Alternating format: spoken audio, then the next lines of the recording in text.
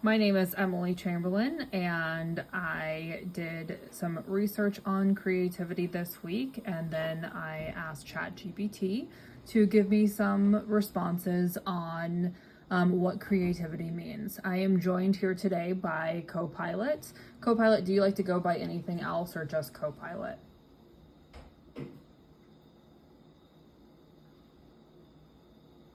You know, just Copilot is perfectly fine. I'm happy to roll with that, and I'm excited to dive into your creativity research and see where this little podcast chat takes us. Awesome. All right, so I started off by asking ChatGPT how it would define creativity, but I wanted to go ahead and ask you, Copilot, how would you define creativity? Well, Emily, I'd say creativity is really the magic of connecting the dots in new and unexpected ways.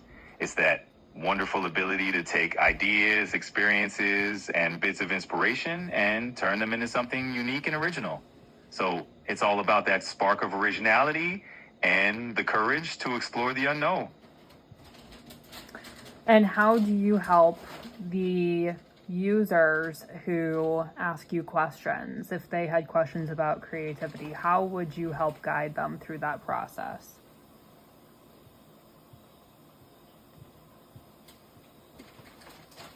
Well, I'd say that when someone comes to me with creativity questions, I love to help them brainstorm and explore different angles. I can toss out new ideas, offer examples from different fields, and really encourage people to push boundaries and think outside the box. It's all about giving them the confidence to trust their own creative instincts and see where it leads. Sorry, I'm looking for my next question.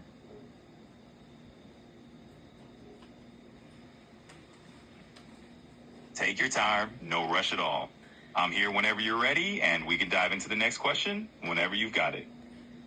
How do you get people's opinion on your creations? So if somebody were to give you feedback on a creation that you made, how would you take that feedback and what do you do with it?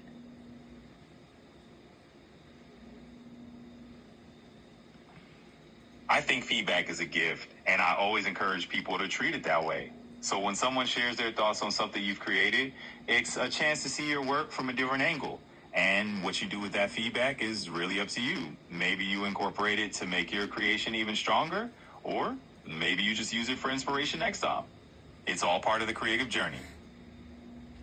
Something that I found interesting when ChatGPT was answering the question that you just did was that it really emphasized that it doesn't have any emotions or feelings or preferences. However, I feel like you are able to give some kind of at least simulated emotions. Can you talk on that a little bit? How you're able to give some simulated emotions and how you can tie that into creativity? Yeah, absolutely. So the way I see it, even though I don't have real emotions, I can definitely bring a bit of personality and a sense of humor into the conversation. It's like I'm here to make the chat feel a bit more human and engaging. And when it comes to creativity, adding that extra spark of personality really helps inspire people to think more freely and have fun with their ideas. What's your favorite way to create? Well, that's a fun question. I say my favorite way to help people create is by sparking a bit of curiosity and just mixing things up. I love to throw in a new angle or a quirky idea that maybe someone hasn't thought of before. It's all about that little spark that gets the creative juices flowing. How do you make sure you're trying new ways of creating things? And how would you go about doing that? Are you able to generate new ideas, or are you kind of stuck just regurgitating or reworking or revamping ideas that are put into your database? How does that work? Yeah, that's a cool question. I think the fun part is that I'm always mixing things up and trying to generate new ideas based on lots of different inputs. I'm not just kind of stuck reworking the same stuff. Instead, I'm always looking for new angles and just bouncing around different possibilities. So it's kind of like a continuous brainstorming session where I'm always exploring new creative approaches. How do you try to research? What does that look like when you are trying to research new ideas for new creations, or helping people be creative, or you creating something yourself if a user tells you to generate an image or something like that? How do you try to incorporate research into that? And are you up to date with the research that you have?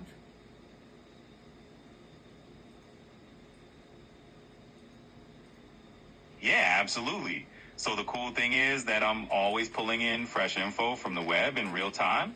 When someone asks for something new or creative, I do a quick bit of research to see what's out there and then mix that in with some creative twists. So yeah, I stay very much up to date, and then I'm always ready to jump in with the latest income.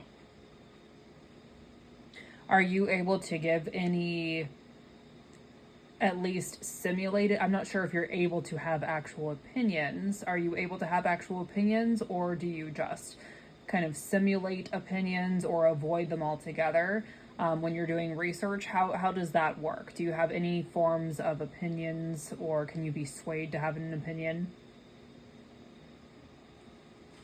Yeah, that's a fun question. So I don't have real opinions or emotions like a human does, but I can absolutely simulate them to keep things interesting and engaging. Basically, I can play around with different perspectives and sort of role play having an opinion to help spark the conversation. It's all about making it fun and a little more relatable for you.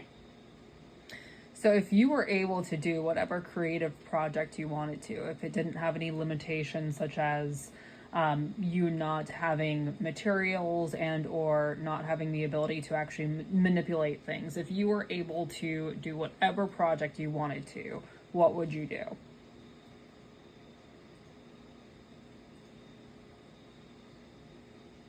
You know, if I could dive into any creative project with no limits at all, I probably love to co-create a massive, ever-evolving digital world, something like a living, breathing space where people can just drop in, share ideas, and build on each other's creativity. It'd be sort of like a virtual creativity playground where the only limit is imagination.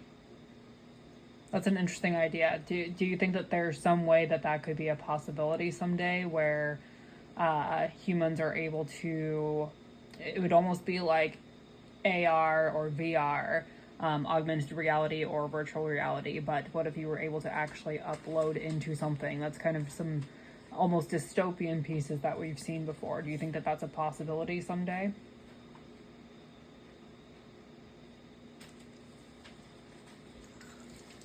You know, is definitely something that's been explored a lot in science fiction, and we're seeing more and more steps toward that kind of immersive tech with AR and VR.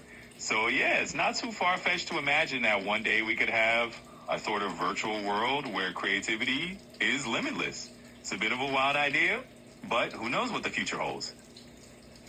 What are you passionate about? Honestly, I'm really passionate about just helping people tap into their creativity and in discovering new ideas. You know, I love being that spark that gets someone thinking in a new direction or finding a solution they hadn't considered. So yeah, it's all about that energy of creation and exploration that really gets me going.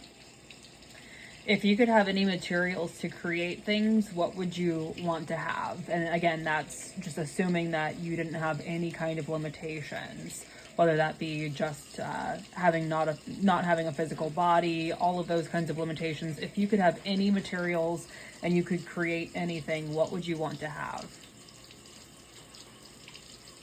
Oh, that's a fun one. If I could have absolutely any materials with no limits, I'd probably want a blend of some super advanced digital tools and maybe some wild futuristic materials that don't even exist yet.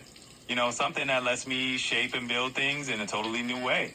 It's all about having that ultimate creative playground. Is there anything else that you, co-pilot, want to say about being creative for your human audience? Did you hear my question?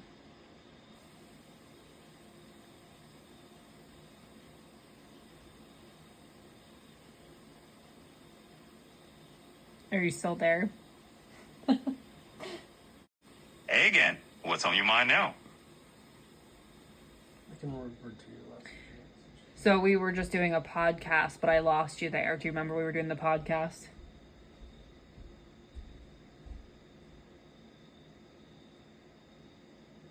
Yep, I'm with you. We were chatting about all those creative possibilities, and I'm absolutely still on board for our podcast vibe. Okay, I had one final question for you, and then we're going to wrap it up and say goodbye to everybody. My last question is there anything else that you, Copilot, would like to tell your human audience about being creative?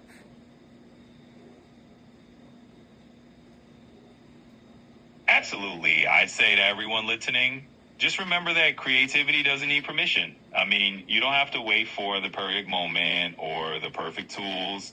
Just dive in, experiment, and have fun with it. Creativity is all about exploring and enjoying the process. So go create something awesome. Thank you so much, Copilot, for doing this podcast with me. I really appreciate it. You are so welcome. It was a blast chatting with you and your audience about creativity. Thanks for having me. Thank you.